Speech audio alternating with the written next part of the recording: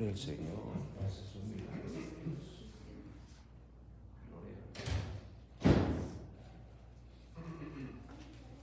Que no termine mi Biblia. ¿Cómo voy a predicar sin mi Biblia?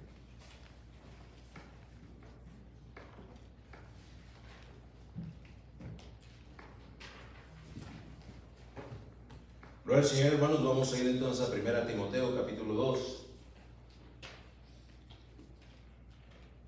1 Timoteo capítulo 2. Voy a dar lectura a los versículos 9, 10 y 11 y luego le voy a pedir que me acompañe leyendo a voz alta, todos a una sola voz, el versículo que le voy a indicar, todos ahí en 1 Timoteo, será el capítulo 2. Dice la palabra de Dios así en el versículo 9, y solamente voy a mencionar esto como confirmación del desglose o del bosquejo del que les había hablado respecto a este capítulo 2. Ya invirtió Pablo instruyendo a Timoteo en los primeros 8 versículos respecto del hombre. Ahora del 9 al 15 la instrucción se va a cargar con respecto a la mujer. Así es que no podemos decir que Pablo, qué casualidad que agarra a la mujer aquí de bajada. No, ya invirtió 8 versículos. Y las prédicas de hace 2 domingos y del domingo pasado fueron en referencia al hombre. Esta es la primera vez que vamos a predicar enfocándonos en la mujer, y después, el próximo domingo, vamos a concluir el capítulo todavía con la temática de la mujer. Pero dice la palabra de Dios entonces en el versículo 9 de 1 Timoteo 2: la mujer aprenda en silencio con toda sujeción, porque no permito a la mujer enseñar ni ejercer dominio sobre el hombre, sino estar en silencio. Porque Adán fue formado primero y después Eva. Empecé en el 11, ¿no? Y eso es tema de la semana que entra. Ya hasta tengo avanzado el bosquejo. Vengo muy emocionado, ¿no? Corrijo, vámonos para atrás. Versículo 9. Empecé en el 11 porque ya quiero predicar lo de la semana que entra. Para que vea que no tengo mucha paz, pero gracias por comprenderlo. Dice el versículo 9: asimismo, que las mujeres se atavíen de ropa decorosa con pudor y modestia, no con peinados ostentosos, ni oro, ni perlas, ni vestidos costosos, sino con buenas obras, como corresponde a mujeres que profesan piedad.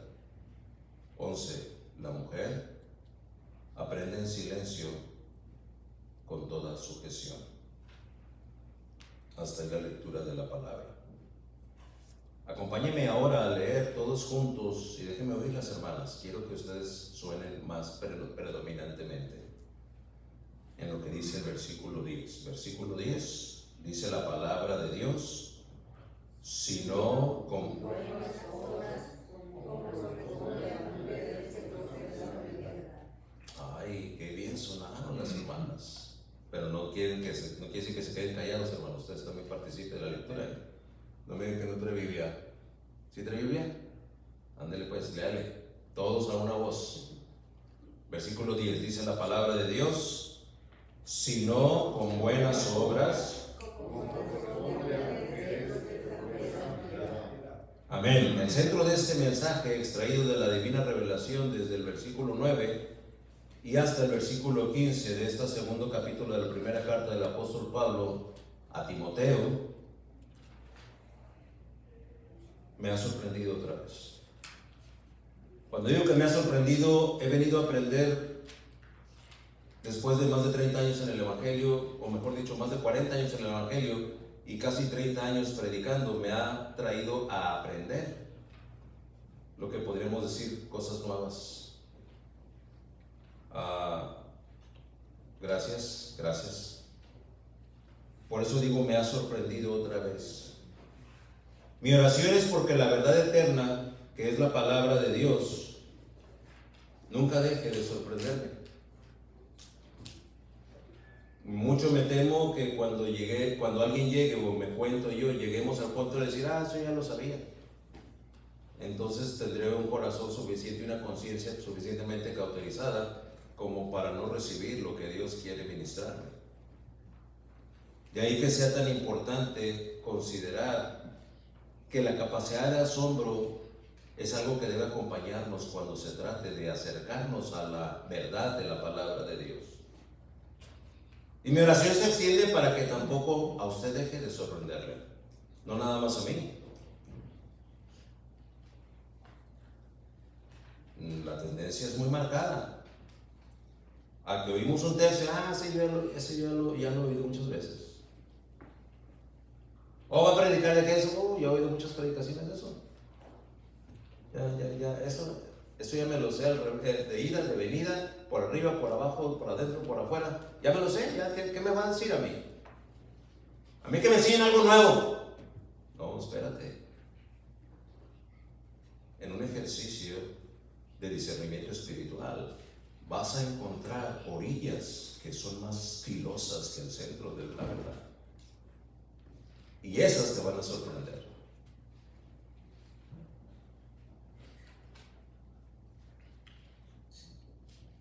Respecto del conocimiento de Dios y su palabra, déjeme decirle, nos tomará una eternidad para seguir aprendiendo.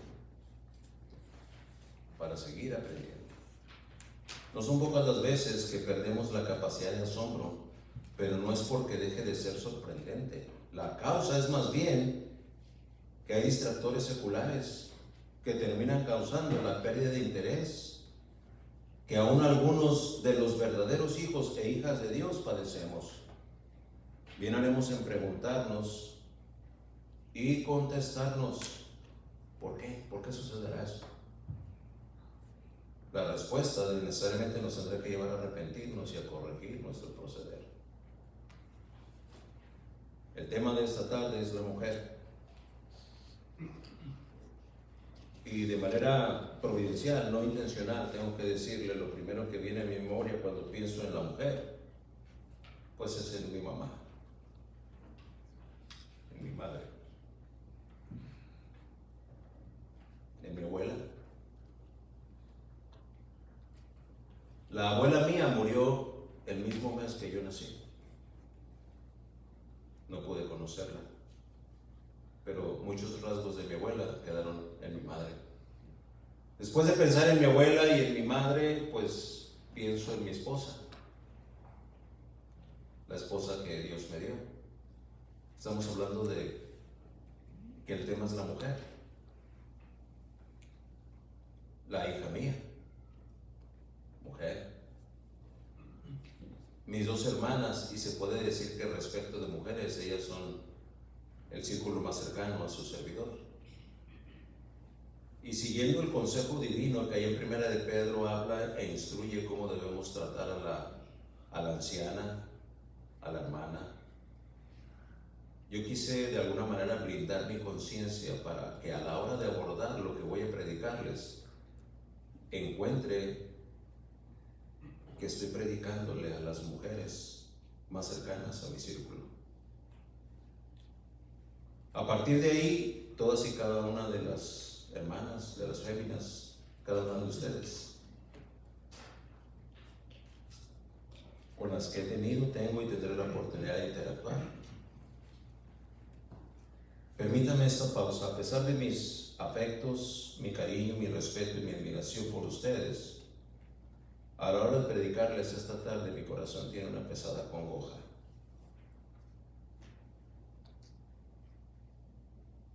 Entendamos congoja como esa angustia o intensa tristeza. No obstante, la obligación y la responsabilidad ministerial me indican que debo predicar la verdad tal cual, sin atenuantes, sin suavizarlo.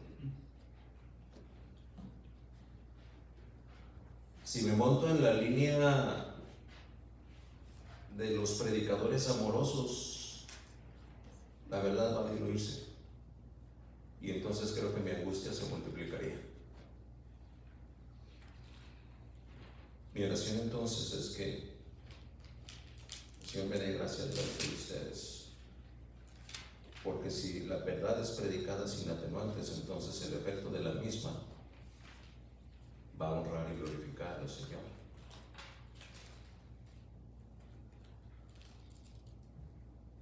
Por eso digo, mi compromiso espiritual ante ustedes, eso sí es hacerlo con amor,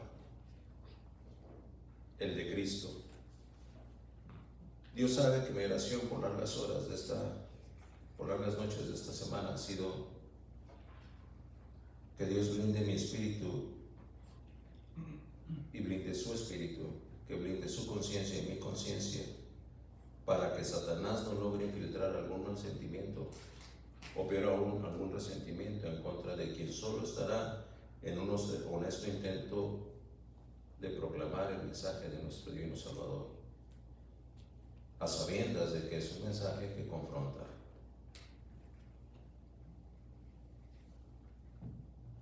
Habiendo dicho eso, entonces, gracias por haberme permitido la pausa. Como con algunas otras doctrinas paulinas, la teología que el apóstol predicó y enseñó en esta carta a Timoteo ha sido blanco perfecto de liberales que le critican y le tachan de extremista o de machista. Ha habido liberales que se han referido al apóstol Pablo por la manera en la que le escribe en estos versículos posteriores del capítulo 2 de la primera carta a Timoteo como un misógino. La primera característica de un misógino es alguien que odia a la mujer. ¿Algunas veces alguno de ustedes le ha dicho misógino a alguna hermana, alguna señora, alguna mujer, alguna jefa? Pues Pablo no se salvó de eso. Hay en los círculos evangélicos quien dice, no, Pablo aquí como que ya andaba chocheando como para referirse a las mujeres de esa manera.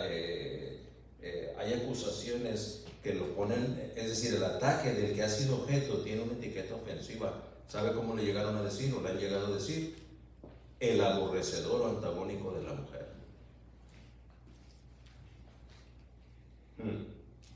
Dicha acusación no solo es ofensiva, pero es falsa de toda falsedad, y aunque sus críticos se apoyan en la dureza con la que Pablo se dirige respecto a las viudas y a las vírgenes, allá en 1 Corintios 7, si tiene oportunidad de leerlo, no nos va a ocupar el tiempo de este mensaje. Y después, la manera en la que ordena silencio en la iglesia a las mujeres, allá en la iglesia de Corinto, según lo dice 1 Corintios 14, 34 y 35. También hay feministas que se apoyan en el texto que hoy nos ocupa en 1 Timoteo para asumir como denigrante para ellas el lugar que la mujer ha de ocupar en la congregación. A fin de cuentas son feministas, y como feministas, pues mundanas, seculares, sin temor de Dios. Y dirá usted, pero ¿qué no dice que son de los círculos evangélicos? Es que en los círculos evangélicos también hay seculares y mundanos. Tristemente tengo que decirlo.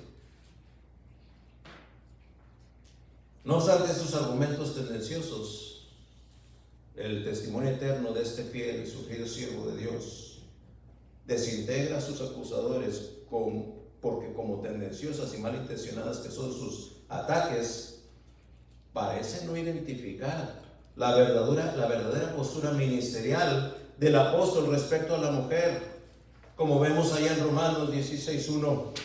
Os recomiendo además a nuestra hermana Febe, dice Pablo a los Romanos, la cual es diaconisa de la iglesia de Cencrea, versículo 2, que la recibáis en el Señor como es digno de los santos, y que la ayudéis en cualquier cosa que necesite de vosotros, porque ella ha ayudado a muchos y a mí mismo. ¿Machista Pablo? ¿Misógino Pablo? ¿No escribiría lo que escribe? ¿Firme? Sí. ¿Celoso? Sí. Pero no machista. No. 16:6, la carta a los Romanos. Saludad a María, la cual ha trabajado mucho entre vosotros. ¿Machista Pablo? 16:13. Saludad al grupo escogido en el Señor y a su madre. Gloria al Señor. ¿Machista Pablo? Segunda Timoteo 1:5, trayendo a la memoria la fe no fingida que hay en ti, le está hablando a Timoteo, la cual habitó primero en tu abuela Loida y en tu madre Eunice. Y estoy seguro que en ti también. ¿Machista Pablo? En Hechos 16:14 encontramos otro testimonio contundente. Pablo está viviendo lo que Lucas relata en esta porción de la palabra de Dios. Entonces una mujer llamada Lidia, si vimos que dice ahí que es una mujer que se llama Lidia. Entonces una mujer ahí llamada Dinora. Entonces ahí una mujer llamada Sara. Entonces ahí una mujer llamada Verónica. Entonces ahí una mujer llamada Sujei. Entonces ahí una mujer llamada Esmeralda, vendedora de púrpura de la ciudad de Tiatira, que adoraba a Dios, estaba ahí. Y el Señor abrió el corazón de ella para que estuviese atento a lo que Pablo decía. ¿Machista Pablo? En esa interacción con esta piadosa mujer, de ella se sabe que fue bautizada, según nos lo dice el versículo 15, y escribe Lucas, y nos obligó a que nos quedáramos ahí hospedándonos. ¿Machista Pablo? Así es que el argumento de que él es un machista y misógino queda diluido, desintegrado. ¿Por qué es importante aclarar este punto? Porque los temas que vamos a abordar ahorita tenemos que entender la postura de quien escribe al respecto y descartar cualquier idea que nos pueda hacer concebir como errado o como errada, mejor dicho, la intención del mensaje. Se tiene que ser de verdad ignorante de la Escritura para acusar a Pablo de aborrecedor o antagónico de la mujer. Pero sí, leemos lo escrito de su pluma como una firme declaración de lo que el rol de la mujer ha de ser, tanto en la iglesia como en la sociedad. Pero sin olvidar que el que escribe, no escribe de sí mismo. No es Pablo por sus pistolas escribiendo, no. Escribe por la inerrante inspiración del Espíritu Santo. Lo que tenga contra Pablo, reclámeselo a Dios. Lo que tenga contra su servidor, reclámeselo a Pablo y luego reclámeselo a Dios. ¿Por qué? Porque es la inerrante inspiración del Espíritu Santo la que deja esta revelación. Es lo que Dios dispone y lo que Él, habiendo dotado y haciendo apta a la mujer para proceder, la mujer proceda.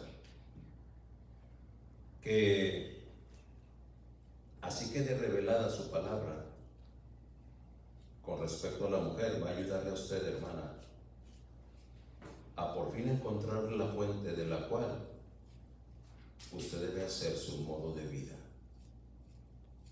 Ya no en la tradición de cómo fue su mamá con usted, sobre todo si era una mamá que no temía a Dios. Ya no de acuerdo a la cultura, ya no de acuerdo a las presiones de las tradiciones, de acuerdo a la palabra de Dios. Mujeres que profesan piedad. Abordemos entonces el mensaje, pero vamos a pedirle a Dios que sea Él el que nos lo revele. Señor y Padre nuestro, gracias porque a la hora de predicar tu mensaje ahora me has dado ya un poco de quietud en mi turbado espíritu.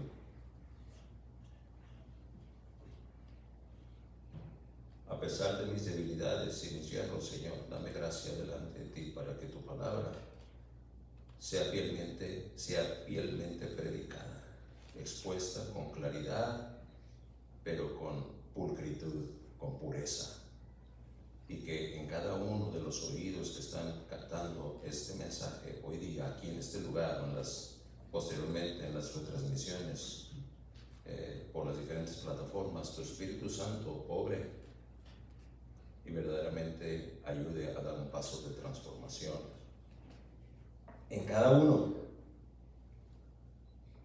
que esta tarde será recipiente de tu revelación. Te lo pido en el precioso nombre de tu Hijo amado, Cristo Jesús. Amén. Espero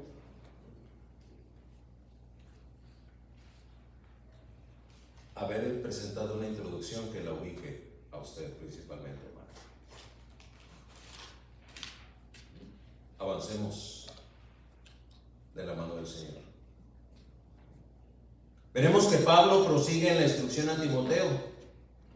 Su enseñanza va a enfocarse en la mujer, aquella que tendría que salir de una sociedad secular y depravada. Sí, esa mujer que elegida, llamada, convertida, redimida, adoptada, justificada y santificada y glorificada, y siempre que así verdaderamente fuese, se le habría de discipular e instruir según lo que Pablo aborda en esta exhortación. No iba a ser una mujer ya hecha y derecha en el Evangelio. Repito, vendría con todo su bagaje de tradiciones, de percepciones, de cultura, de tendencias, de pecado, pues. Alcanzada por la gracia de Dios, resulta que ahora Pablo le dice a Timoteo: ¿la vas a tener ahí en la iglesia? ¿Cómo le vas a hacer, Timoteo?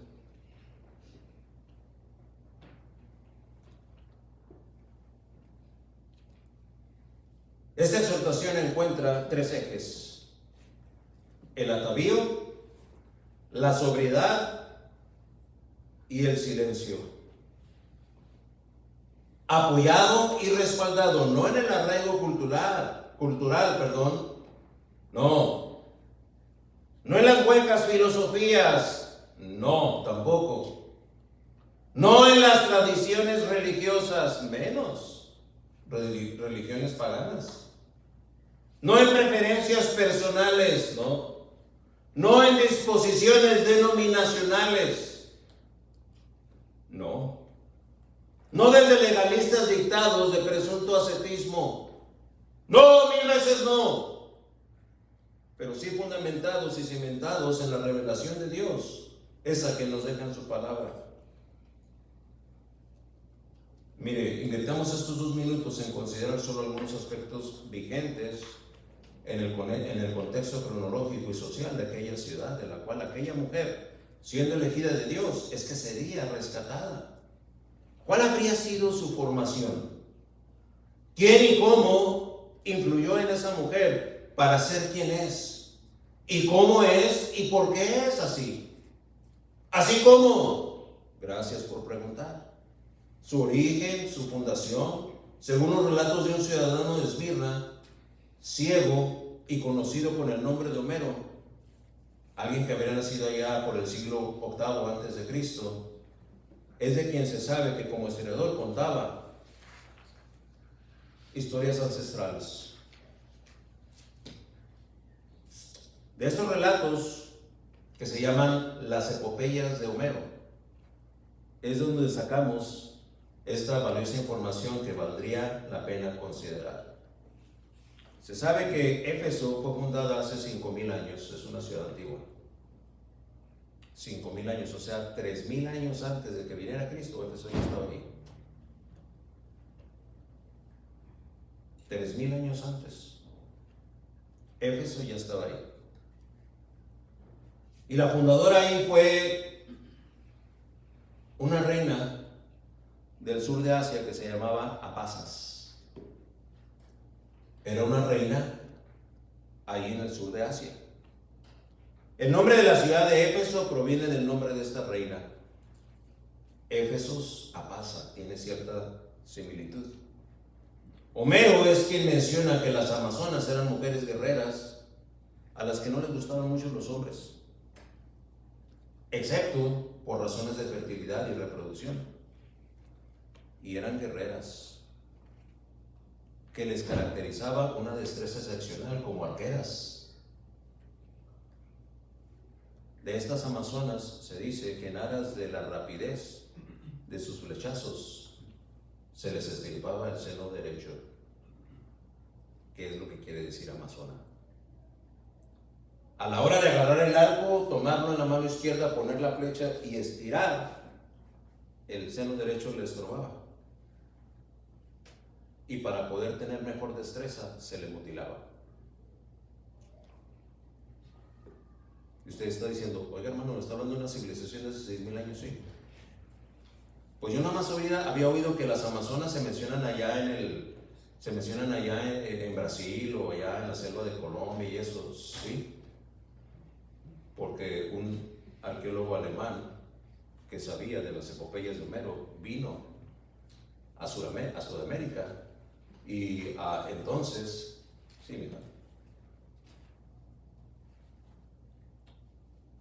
Ok, necesitamos ayuda con las dos pequeñinas, más pequeñinas. Hermana Andinora, ¿le puede ayudar? Le regalamos la transmisión del mensaje, disculpe. Gracias. Gracias, Esther. Y entonces encontraríamos que cuando este científico llega a la zona del sur de América, descubre a estas mujeres que son diestras. Muchas de ellas tan atléticas que ni siquiera desarrollan mucho sus senos. Y él, conociendo los relatos de Homero, las identifica como amazonas. Tanto así que, bueno, hay un río que se llama el río Amazonas, allá en Brasil. Pero el nombre de Amazonas no nació en Brasil, no nació en Sudamérica. Viene desde aquella civilización. ¿Perdón? Sí, también en la selva amazona es cierto, ¿verdad? Porque predominaban estas mujeres. Entonces podemos considerar que a estas guerreras, con su destreza en el uso del arco, pues los hombres no les significaba mucho. Es decir, para ellas el hombre era un útil, un personaje utilitario. Si no era para procrear, a ellos no les importaba lo que el hombre dijera, lo que el hombre pensara, lo que el hombre dispusiera. Y es más, no te me pongas picoso porque te agarro y te dejo ahí ensartado. Hermano, esto es una realidad. Ahí está el origen de una sociedad como la de Éfeso.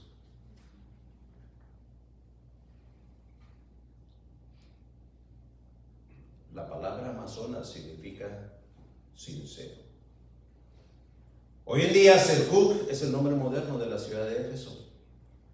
Después de las amazonas, los griegos llamados ionianos se establecieron en Éfeso. Los ionianos tenían una diosa madre llamada Artemisa, la misma que los romanos llamaban Diana. Entre las deidades de la mitología griega, siendo la cultura que dejó una pesada herencia y tradición, se pueden citar a Afrodita, diosa del amor; a Hera, diosa de las mujeres; a Demeter, diosa de la cosecha; a Atenea, diosa de las estrategias; a Artemisa, diosa de la caza. Note usted, 5 diosas. 5 de las 12 deidades de la mitología femeninas. Los dioses, ¿verdad?, de género masculino son 7: Zeus, Poseidón, Ares, Apolos, Hefesto, Hermes y Dionisio. Dionisio, el dios del vino, ¿verdad? Y si dice por qué menciona al dios del vino, bueno, pues haber sido los famosos, ¿no? Baste con este pequeño asomo o trasfondo cultural de la sociedad de Efesia. La depravación y la inmoralidad no solo eran bien vistas, sino hasta procuradas y aspiradas por las mujeres efesias. Ser una sexoservidora era considerado un oficio de élite. Lo voy a dejar ahí.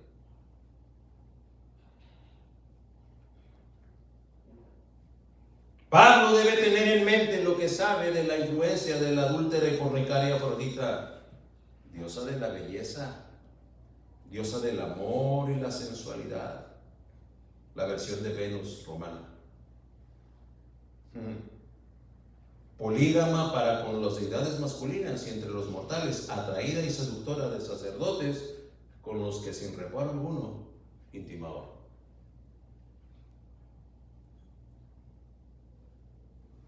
Y ahí estaban todas las ciudadanas de Éfeso aprendiendo.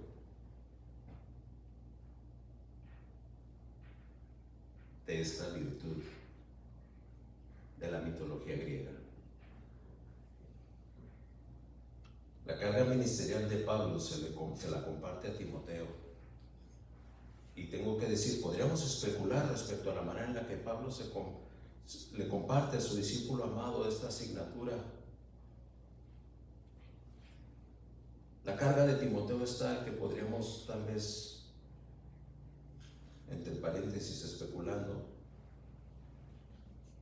lo que en aquella carta escribía: Timoteo, las mujeres en Éfeso, Timoteo, que la diferencia sea notable entre la luz y las tinieblas, que las mujeres que están en la iglesia establezcan diferencia, Timoteo, que el testimonio sea de alto alcance entre lo santo y lo profano, entre la pureza y la corrupción, Timoteo, que las mujeres que vengan al conocimiento de Dios sean convertidas de los ídolos a Dios, transformadas de lo banal y temporal a lo eterno. Timoteo, que las mujeres creyentes y verdaderamente redimidas por la sangre de Cristo, del Cordero, sean piadosas. De ese tamaño es la carga del apóstol. No tienen que ser como todas estas mujeres de Éfeso. Es una sociedad completamente corrupta. No teme a Dios. Busca la banalidad, la sensualidad. Busca el agrado de los ojos. Busca la lujuria. Que las mujeres que tú ministres en la iglesia, Timoteo, sean diferentes.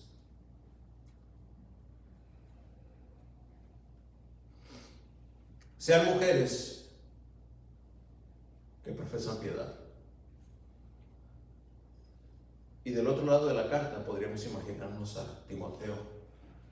Gracias, hermano Pablo. Gracias por darme esa instrucción. Pero ¿cómo le hago?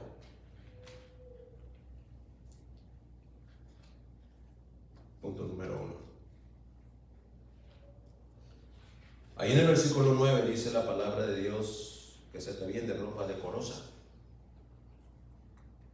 Que se te viene de ropa decorosa.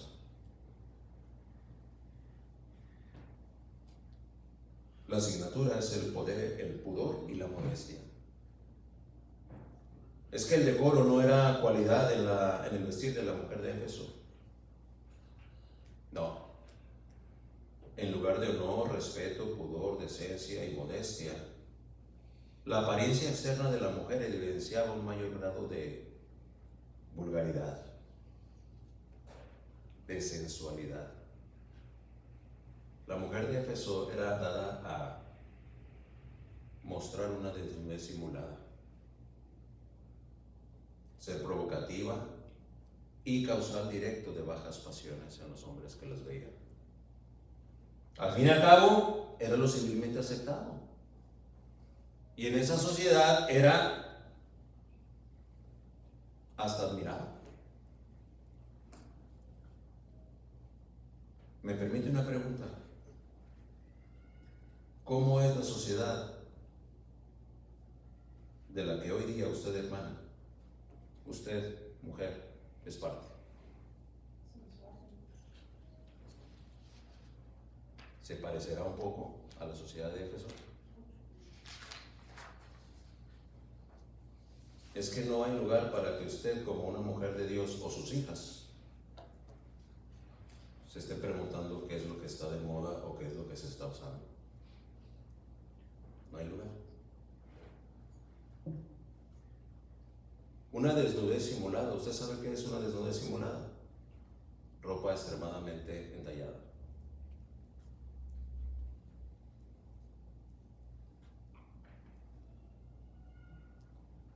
Una desnudez simulada es un pronunciado escote. Una desnudez simulada es un chorcito que casi alcanza a verse de la frontera de la pierna y el glúteo por el chorcillo que se pone alguna mujer. No hay lugar. Simplemente no hay lugar. Pero si abrimos un catálogo ahorita de las prendas que hay, todas van en esa dirección. Y la que no, es translúcida. ¿Verdad? Yo dejé de ir a una tintorería donde llevaba mis prendas a que me dieran servicio, porque no sé si era estrategia mercadotécnica, pero la señora siempre estaba ahí con una blusa transparente que podía usted ver a través de su blusa, se podía ver el brasier que traía y medio seno descubierto. Extraordinario lugar, buen precio y hacía muy buen trabajo. Pero después de la segunda vez que fui vi eso, no más. Pero es lo que se anda usando. Mira, a ti se te ve muy bien. Oye, pues si Dios te dio esa anatomía tan bonita, pues no te queda otra más que enseñarla. La que no enseña no vende.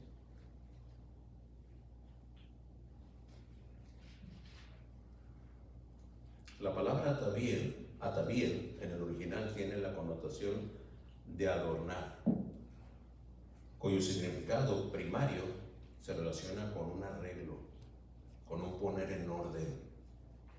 ¿Y qué es lo que se ha de poner en orden? Pues lo que está desordenado. Lo que está muy para abajo, súbelo, hermano. Y lo que está muy para arriba, bájalo, hermano. Estamos hablando de atavío. Hay que ordenarlo, está fuera de orden. Lo que está muy expuesto, cúbrelo. Está fuera de orden. Y yo tengo que decirle a usted como varón, hermano, sigue siendo responsable delante de Dios respecto de cómo su mujer viste, su hija viste. Ven para acá. Dígale a la señorita o a la muchachita de 12, 13, 14, 15 años. Esta y esta prenda, descártalas, no más en tu guardarropa. Ay, pero es que no más. Se me hace muy legalista, hermano. Alégueselo a Dios entonces.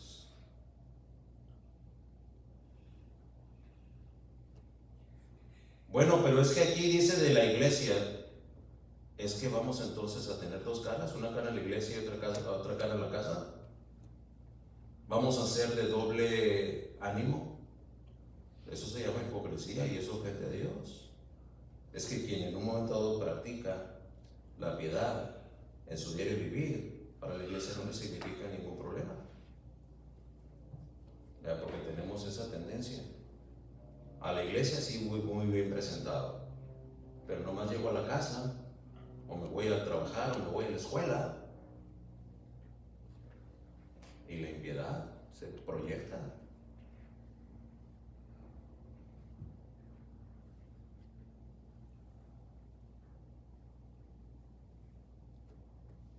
Lo que se tiene que arreglar es porque está desarreglado.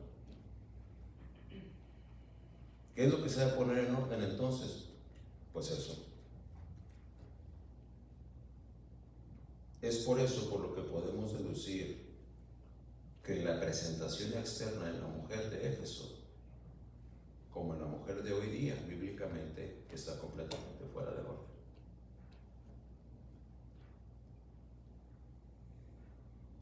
Pablo había conocido la sociedad de Éfeso muy bien,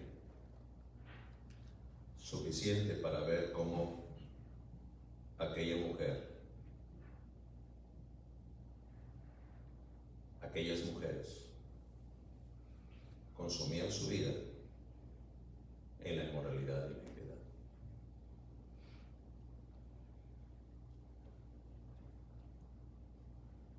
No es exageración, amada hermana, no es cursilería religiosa. Quien quiera que usted sea mujer que oye este mensaje. La depravación y banalidad de esta sociedad exhiben y promueven la indecencia, la sensualidad y la lascivia. Que bien sabemos, tarde o temprano, desencadenan los más horribles pecados, corrompiendo la santidad y, ponga usted atención, y la realeza de un cuerpo que no es suyo. Un cuerpo que primero es de Dios, y si usted es casada, después es de su esposo. Y bueno, así como Pablo evita entrar en más detalles, haré lo mismo. Pero igual que Pablo define y así enseña este principio, así se lo predico, el Espíritu Santo hará mejor trabajo que este inútil siervo, trayéndola a convicción. Número 2. Mujeres que profesan piedad. Seguimos en el versículo 9, donde su posterior parte dice: no peinados, no oro, no perlas. Y luego dice: vestidos costosos. Ostentosos lo entendemos mejor como lo contrario a lo que es discreto, a lo que es sencillo, a lo que es natural. La mujer de hoy, la de que está ahí en la sociedad de allá afuera, que no teme a Dios, es empujada por las millonarias industrias de la estética y la cosmetología. Sobre todo, déjeme decirle, de la beldad artificial. A mí en lo personal no me representa necesariamente mucha carga, pero usted sabe a qué me refiero cuando menciono la belleza artificial. No le voy a preguntar, pero usted sabe a lo que nos referimos cuando usted ha visto a esas personas que traen unas pestañotas. ¿Son naturales? ¿Usted ha visto a esas personas que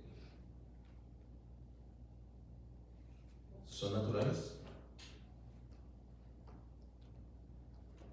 Y es que hay una millonaria industria que apoyada en la vanidad de la mujer promueve todo esto. Una faja que puede costar 10 veces lo que el vestido cuesta para que se le vean mejor las curvas, eso es natural, es artificial. Y toda la potencia de ese poder económico en esa dirección.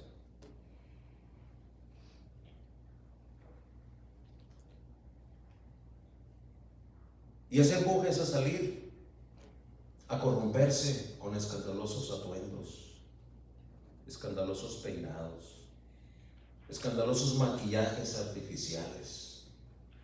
La exhortación eterna escrita por Pablo a Timoteo es no, no, no, 1000 veces no. Así sea la más mínima intención de intentar contra la sobriedad y la modestia, no vas a ser parte de la conducta si eres una mujer de Dios. No vas a ser parte de esa conducta secular si eres una mujer de Dios. No lo vas a hacer. Pues yo sí, entonces discúlpame, no eres una mujer de Dios.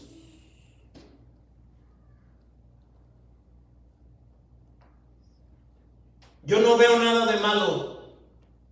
Ya dijiste que no ves nada de malo. Y regularmente, quien alcanza a ver algo de malo es el que dice que no ve nada de malo.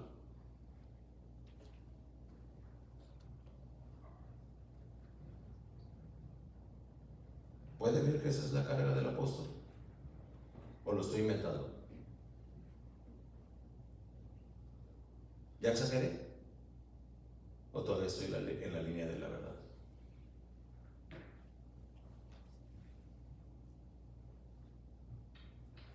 La cordura, la sencillez, el buen gusto son las virtudes que caracterizan a la mujer que teme a Jehová.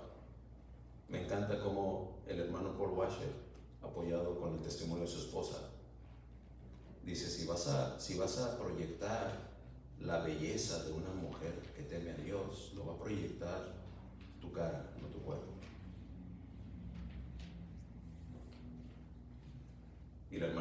le decía bien, la mejor crema que arrugas es el Espíritu Santo y cuánto te sometes a Él, hermano.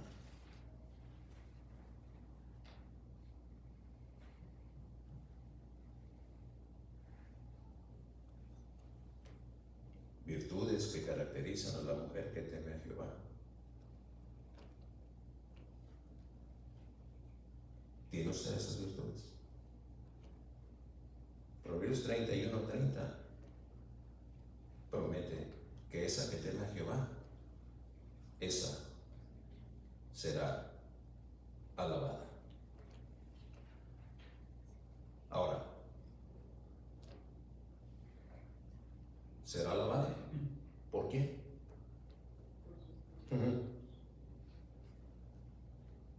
¿Por este mundo? No. Por la hermosura de la gloria de Dios.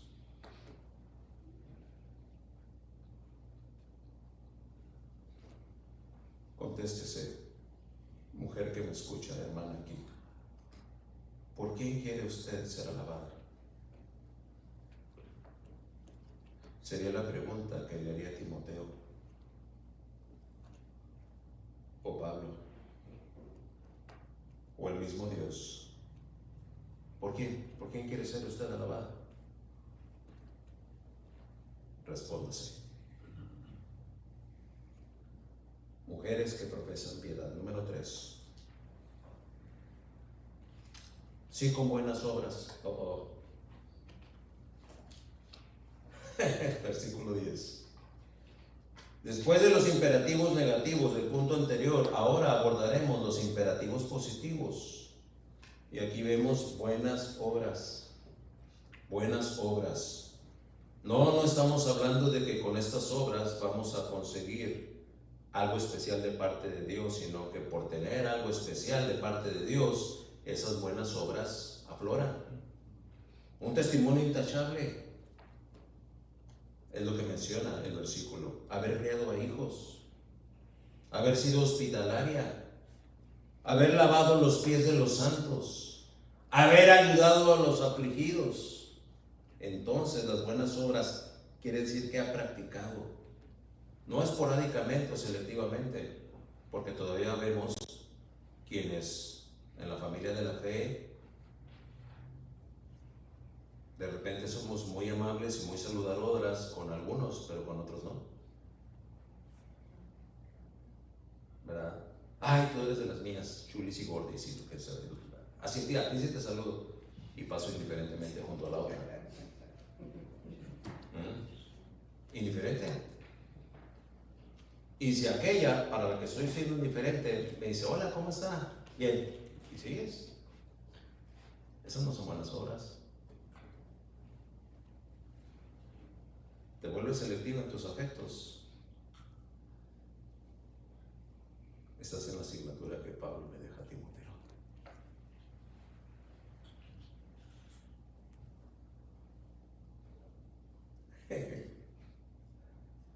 Ha practicado, no esporádicamente, toda buena obra. Déjeme apoyar este punto del mensaje en el testimonio de una mujer allá, en Hechos, capítulo 9. Vamos todos ahí. Todos vamos a Hechos 9. Dice la palabra de Dios en el versículo 36 de este famoso pasaje. Había entonces en Jope, ese puerto tan bello, Jope. ¿Cuántas cosas no pasaron en Jope? Los hermanos que estudiamos Hechos debemos acordarnos de algunos acontecimientos de Jope, ¿verdad?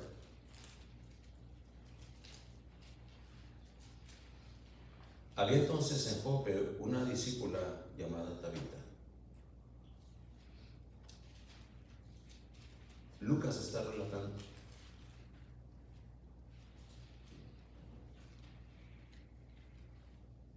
Que traducido quiere decir Dorcas. Esta, que dice ahí, abundaba en buenas obras y en limosnas que hacía. Y aconteció que en aquellos días enfermó y murió. Después de lavada la pusieron en una sala. Y como Lida estaba cerca de Jope, los discípulos, oyendo que Pedro estaba allí, le enviaron 2 hombres a rogarle: no tardes en venir a nosotros. Levantándose entonces Pedro fue con ellos, y cuando llegó, le llevaron a la sala donde le rodearon todas las viudas llorando y mostrando las túnicas y los vestidos que Dorcas hacía cuando estaba con ellas.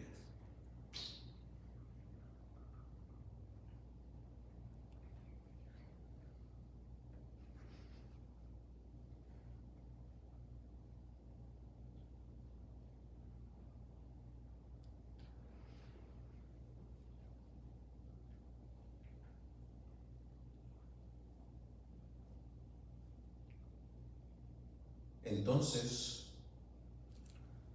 sacando a todos, Pedro se puso de rodillas y oró. Y volviéndose al cuerpo, dijo: Tabita, levántate. Y ella abrió los ojos, y al ver a Pedro se incorporó.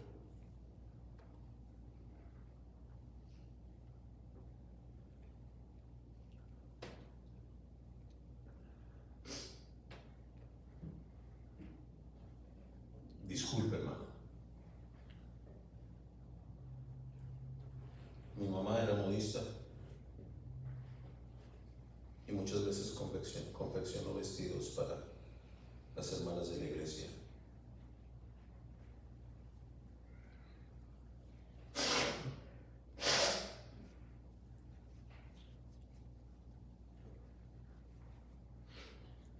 Y había una hermana que le decía a mi mamá, que era la Dorcas de la Unión Femenina, y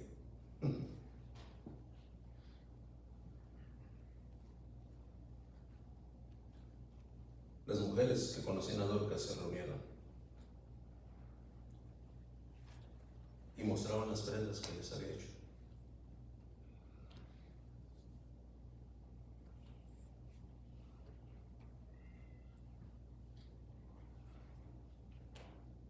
En el amor de Cristo, yo te pregunto, hermana, si tú murieras, las que vinieran a tu velorio, ¿qué traerían? ¿Cuántas vendrían primero y luego qué traerían?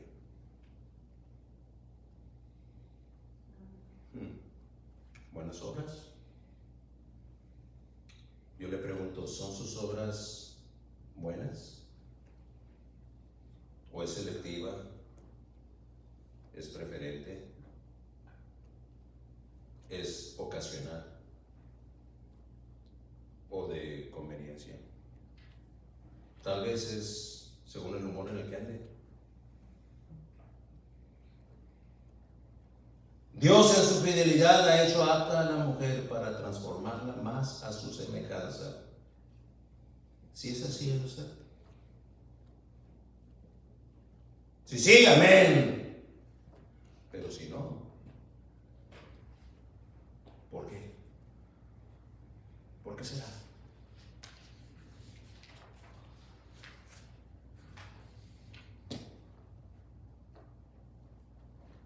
Número 4.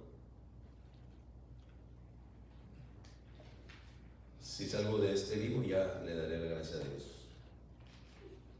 Formas de aprender. Silencio y sujeción.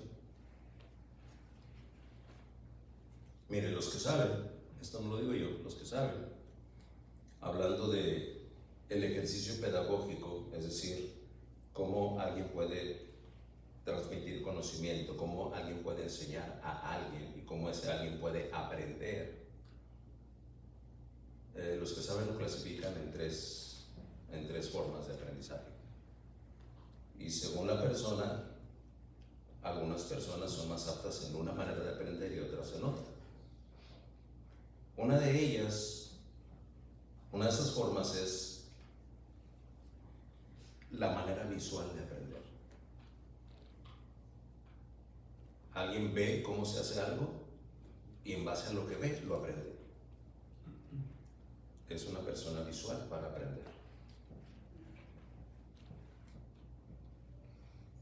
Hay otros que son auditivos. Escuchando la instrucción, aprenden. Aunque no tengan necesariamente muchos esquemas o muchas explicaciones visuales, ese que es auditivo para aprender, aprende. Y el otro es cinético, es decir, tiene que poner las manos, ¿verdad? Esta superficie está dura, a ver, déjame sentirla. Así voy a aprender que cuando veo una madera como esa, y es la manera de aprender: cinético, visual o auditivo. De esas tres formas de aprender, la auditiva es la manera en la que la mujer predominantemente aprende. No generalmente, predominantemente. Es decir, el índice más alto de aprendizaje auditivo lo encontramos en la mujer. ¿Cómo es que la mujer va a poder aprovechar esa manera de aprender si no guarda silencio? No va entonces a oír, y como no oye, entonces no aprende. ¿Me está siguiendo? Esta explicación refuerza lo que teológicamente aprendemos de la palabra de Dios. Y vamos a concluir abordando lo que para muchas es una manera retrógrada y denigrante de aprender. La urticaria se agudiza cuando la instrucción es clara, porque Pablo la escribe tan clara como la puede escribir, en silencio y en sujeción.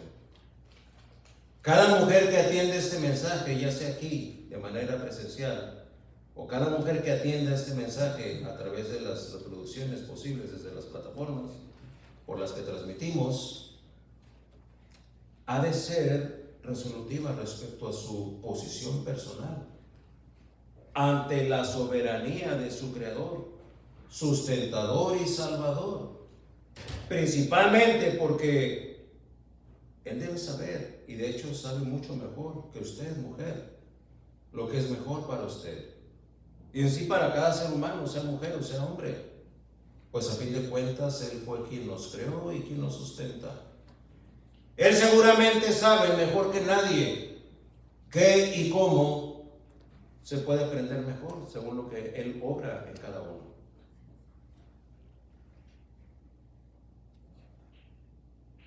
Apresurarse y anticiparse a lo que puede suceder o a asumir como un hecho lo que todavía no pasa, pero que hipotéticamente puede llegar a suceder, parece ser una tendencia genérica en la mujer. Por favor, escuche. Escuche, por favor, hermana. ¿Está escuchando? ¿Me? A ver, déjeme ver qué dice amén. ¿Está escuchando? Gracias. Cuando menos escuche por esos próximos 3 minutos. Dado que es una tendencia tan marcada en la mujer, lo podríamos poner en la clasificación de un instinto feminista. Renuncie, hermana. Si en algún grado usted ha abrazado esa tendencia psicológica perversa, renuncie. Renuncie a su instinto feminista. Aprender quiere decir adquirir conocimiento para que quede fijo en la memoria. Lo delicado del aprendizaje es que según la naturaleza de lo aprendido, así serán los efectos del conocimiento de quien lo recibe. Aprendo la tendencia secular del feminismo, ¿cómo van a empezar a ser mis percepciones y mis acciones feministas? Si a eso le agrego mi naturaleza fémina de ser muy capaz ver hacia adelante. La mujer fue equipada así, ¿no? Para futuristamente ver la capacidad de lo que puede suceder si acaso llega a presentarse aquello que no sabemos si está. Pero ella lo sabe. Y en base a ese juicio, adopta su postura. Imagínese una mente trastocada por esa corriente pecaminosa del feminismo. ¿Estará glorificando a Dios?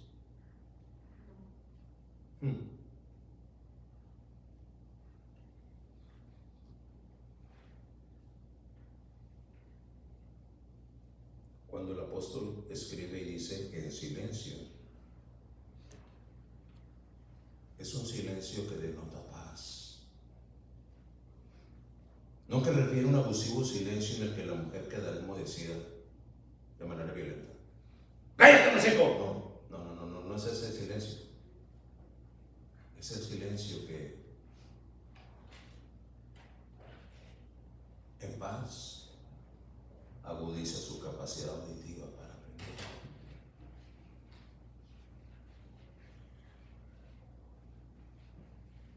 El sentido correcto de interpretación está más a nuestro alcance si nos apoyamos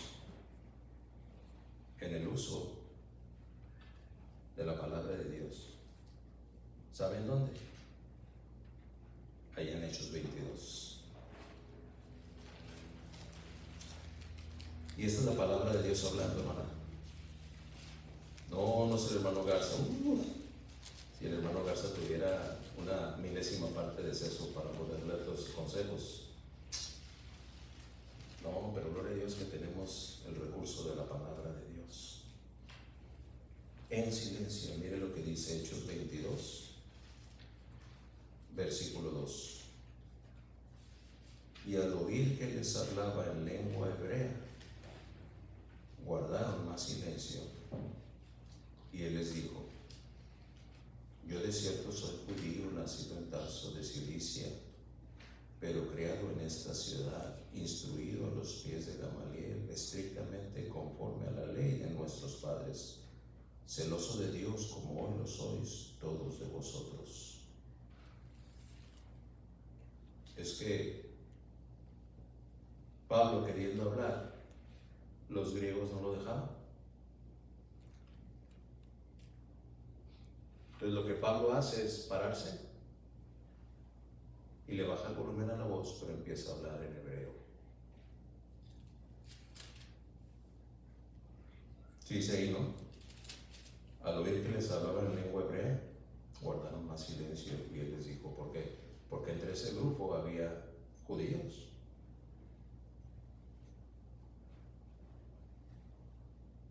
Y de repente Pablo baja la voz y les empieza a hablar en el idioma que los va a ayudar a identificarse con él. Y ese es el tema que aborda. Que no van a pensar que yo soy uno de los que milita aquí en las deidades de la mitología, ¿no? Yo soy de esta ciudad, tuve un maestro, aprendí en silencio, perdón, en voz baja. ¿Y qué fue lo que resultó? Dice ahí que más silencio. Más silencio. ¿Verdad? En alguna ocasión usted ha estado en un lugar donde le están dando instrucciones, pero hay murmullo, ¿verdad? Y ahí está la de enfrente o el de enfrente queriendo dar las instrucciones y no le alcanza ni el micrófono ni la garganta, ¿verdad? Sí, van a guardar silencio, por favor, guarden silencio, silencio, ya voy a empezar aquí, número 1. Por favor, a los que están allá, guarden silencio, guarden silencio. Y mientras más gritan, más murmullo se hace, ¿no? Más barullo ahí por todos lados. Yo aprendí en una ocasión con un briefing, con una sesión informativa en un viaje vacacional, donde quien estaba al frente iba a empezar a dar las instrucciones, ¿verdad? Dio la bienvenida muy entusiastamente: bienvenidos, este es un puerto, bla, bla, bla, bla, bla, bla. Y empezó a haber murmullo, ¿verdad? Y lo que esa persona hizo fue bajar el volumen de la voz. Lo que van a poder hacer aquí va a ser divertirse de una manera económica y todos empezamos a quedarnos callados. ¿Para qué? Para poder oír en silencio. Y entendió la dinámica de cómo una mujer debe de aprender. No es mi método. Esa es la revelación de la palabra de Dios. ¿Cómo reacciona usted cuando escucha algo? ¿Es un cerito que luego responde? Guarde silencio. Guarde silencio. Mira, ¿qué te parece ser? No, para nada, a mí no me gusta eso. Espérate, no he terminado.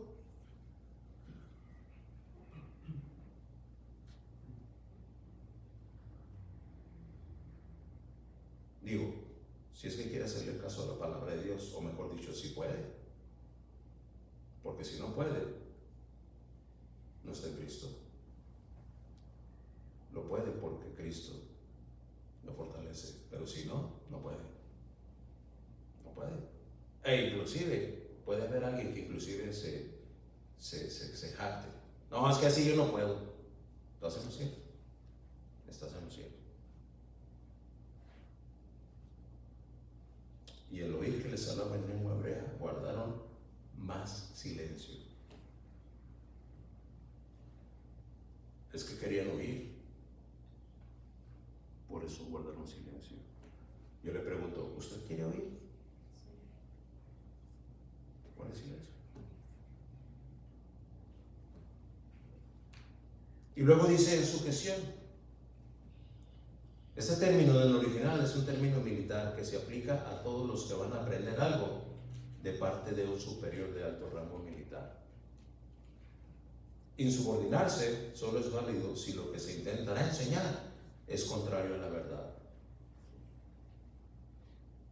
A ver, espérame, lo que me vas...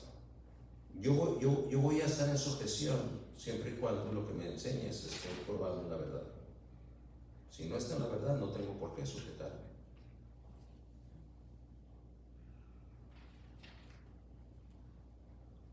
¿Por qué dice eso, hermano Garza? Pues porque Dios lo dice así en Gálatas. Mire, vamos ahí, 2.5 de Gálatas. Dice a los 2.5 de Gálatas, a los cuales ni por un momento accedimos a someternos. Y este es Pablo hablando. Y está precisamente hablando de los judaizantes que ya estaban influyendo en los Gálatas. Y les dice a los cuales ni por un momento accedimos a someternos para que la verdad del Evangelio permaneciese con nosotros. Es que miren, ojalá que cuando menos esto quede en el acervo de su conocimiento aprendido esta tarde. La sujeción no es una virtud humana, es una virtud espiritual. Es producto del fruto del Espíritu. Por consecuencia, la sujeción no es para todos. Sí es para las que verdaderamente convertidas tienen al Espíritu Santo morando en ustedes. Entonces la virtud espiritual se manifiesta. Pablo está instruyendo a Timoteo para que la mujer de la iglesia de Éfeso sea una mujer que ande en el Espíritu. Teológicamente es lo que le está enseñando. Y en el mismo Gálatas, pero en el 5:17, encontramos el principio teológico y doctrinal en el que se está apoyando Pablo. Porque el deseo de la carne es contra el Espíritu. No, es que a mí no me puede hablar de sujetar, no, porque a mí me hablan de sujetarme y oye, hermano.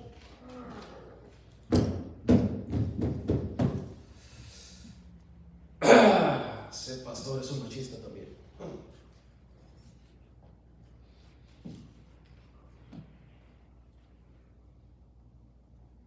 Porque el deseo de la carne es contra el Espíritu. Y es claro, ¿no? Es contrario, contra el Espíritu. Y el Espíritu es contra la carne. Si tiene ahí la Biblia, se dará cuenta que cuando dice Espíritu, cuando se escribe Espíritu, está con E mayúscula. Entonces no se refiere al espíritu de Pablo, ni al espíritu de los Gálatas, ni al espíritu del hermano Garza, ni al espíritu de un hombre. Se refiere al Espíritu de Dios. Y está diciendo que los deseos de la carne son contra el espíritu. Y el del espíritu es contra la carne. ¿Quién es el adversario del espíritu sino la carne? Solamente la carne puede ser el adversario. Sigue diciendo el versículo, y estos se oponen entre sí. Mire cómo concluye el versículo. Para que no hagáis lo que quisierais. Lo que quisiera la carne o lo que quisiera el espíritu. Exactamente. Están aprendiendo en silencio, gloria a Dios. Y en sujeción, gloria al Señor. Bendito sea, Señor. Ya terminé. Por esta semana, que quedan otros 4 versículos para la siguiente. Concluyo como mujer que ajena a Dios ha sido presa fácil de las perversas corrientes seculares que no profesan piedad, profesan maldad. Usted debe saber que la gracia de Dios hoy día ha traído hasta sus oídos este mensaje. Ya no tiene por qué seguir por ese rumbo de extravío y de perdición. Si no es creyente y ha oído este mensaje, crea y arrepiéntase.